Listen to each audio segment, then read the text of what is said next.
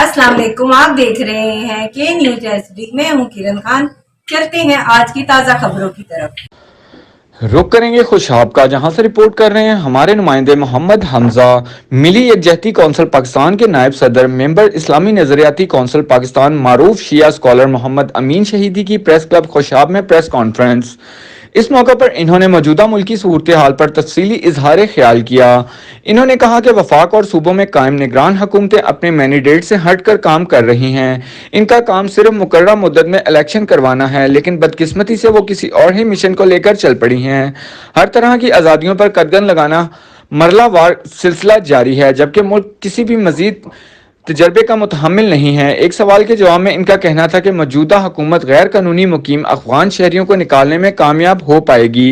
इन्होंने कहा कि नस्ल सदी से अफगान पनाह हमारे मुल्क में रह रहे हैं और हमारे कारोबार और ज़मीनों पर काबिज हैं, माशरती स्ट्रक्चर पर असर अंदाज हो रहे हैं। इनको निकालने को ख्याल इतनी देर से क्यों आया?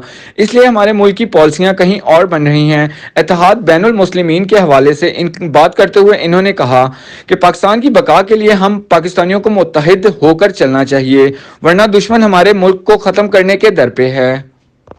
मजीद खबरों और अपडेट के लिए हमारे साथ रहिएगा। तब तक के लिए अपना ख्याल रखिएगा। अल्लाह हाफिज।